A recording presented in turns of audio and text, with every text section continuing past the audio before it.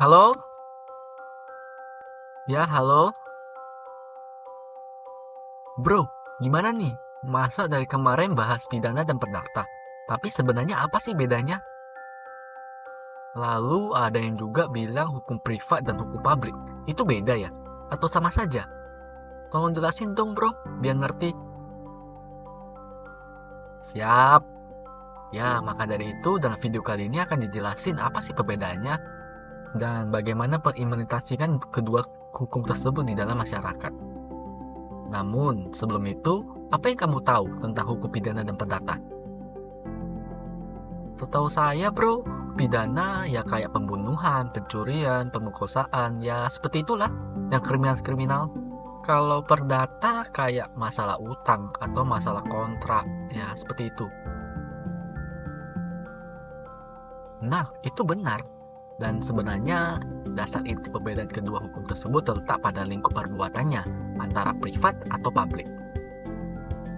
Nah, itu apalagi bro? Privat publik, beda ya? Tentu saja berbeda.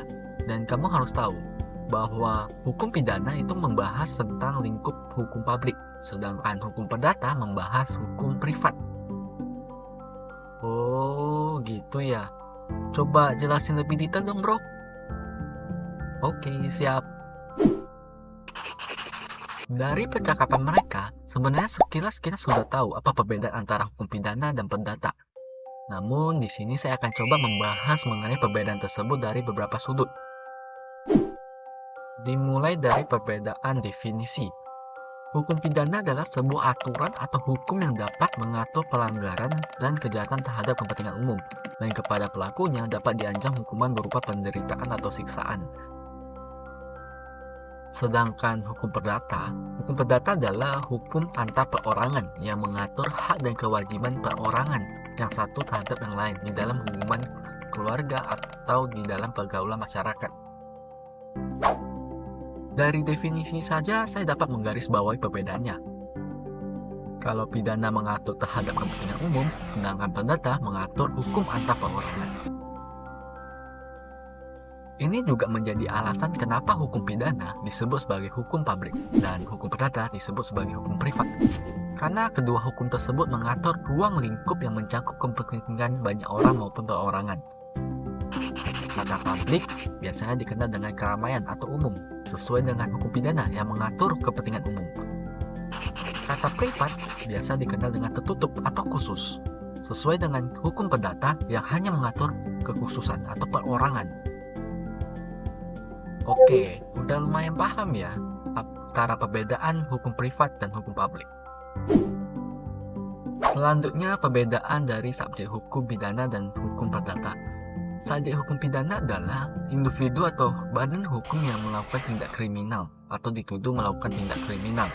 Hukum pidana menempatkan fokus pada tindakan yang merugikan masyarakat atau negara secara keseluruhan. Contoh tindak pidananya seperti apa? Contohnya seperti pembunuhan, pencurian, penganiayaan, dan lain-lain.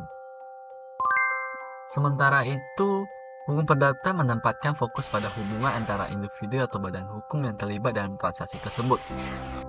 Biasanya individu atau badan kelompok yang terlibat dalam transaksi atau kontrak seperti penjualan, pembelian, sewa-menyewa, atau kepemilikan properti.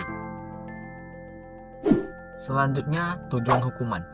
Tujuan hukuman dalam hukum pidana adalah untuk menegakkan hukum dan memelihara keamanan dan ketertiban publik. Hukum pidana dapat berupa penjara, denda, atau hukuman lainnya yang ditentukan oleh hukum. Sementara itu, tujuan hukuman dalam hukum perdata adalah untuk memperbaiki kerugian yang diderita oleh individu atau badan hukum.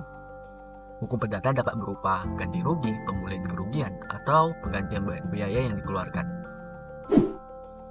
Tetap sama ya teman-teman, pidana untuk menjaga ketertiban publik, sedangkan perdata menjaga individu. Namun, ada yang harus digarisbawahi, yaitu bentuk hukumannya. Bentuk hukuman dari pidana dan perdata tentu berbeda. Pidana berupa penjara, denda, sedangkan privat berupa ganti rugi, pemulihan kerugian, atau pengganti biaya yang dikeluarkan. Selanjutnya, pembuktian kesalahan. Dalam hukum pidana, selalu ingat, asas tiada tindak pidana tanpa kesalahan. Dan ada prinsip bahwa setiap orang yang dianggap tidak bersalah sampai terbukti sebaliknya. Artinya, pihak yang menuduh harus membuktikan bahwa subjek hukum pidana telah melakukan tindakan pidana. Pembuktian harus dilakukan dengan bukti yang kuat dan meyakinkan. Misalkan saya kasih contoh. Ada dua orang, A dan B. A melakukan pembunuhan, dan B melihat pembunuhan yang dilakukan oleh si A. Dan si B melaporkan dan menuduh si A ke pengadilan. Nah, hakim akan melihat apakah bukti kesalahan si A. Kenapa si A bisa digugat dengan pembunuhan? Maka tugas si B sebagai penuntut adalah membuktikan bahwa memang benar si A yang melakukan pembunuhan. Mungkin si B dapat membuktikan dengan menunjukkan alat-alat bukti seperti pisau atau rekaman video. Yang penting si B berusaha untuk membuktikan hakim bahwa si A memang melakukan tindak pidana. Biasanya si A itu didampingi oleh pengacara dan si B biasanya adalah jaksa atau kepolisian.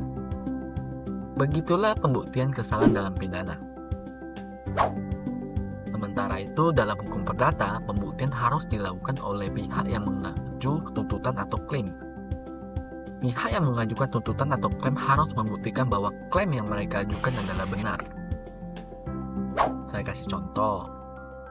Misalkan konflik ahli waris A dan B. A melakukan perebutan ahli waris dan si B tidak terima. Dan si B menuntut ke pengadilan. Nah, tugasnya si B adalah harus membuktikan secara sah dan diyakinkan oleh hakim bahwa tuntutan tersebut memang terbukti benar. Si B dapat menunjukkan bukti-bukti seperti pelanggaran perjanjian ahli waris dan lain-lain. Yang penting bagaimana si B berusaha meyakinkan hakim.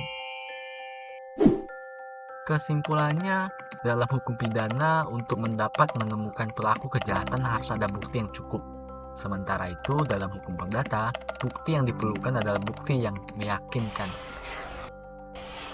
Gambaran sederhananya seperti ini. Udah lumayan mengerti ya teman-teman. Dan yang terakhir adalah proses hukum. Proses hukum dalam hukum pidana dimulai dengan penyidikan oleh polisi, kemudian dilanjutkan dengan penuntut oleh jaksa penuntut umum, dan akhirnya diputuskan oleh hakim. Sedangkan proses hukum dalam hukum perdata dimulai dengan pengajuan gugatan oleh pihak yang merasa dirugikan, kemudian diikuti dengan persidangan di pengadilan, dan akhirnya diambil keputusan oleh hakim.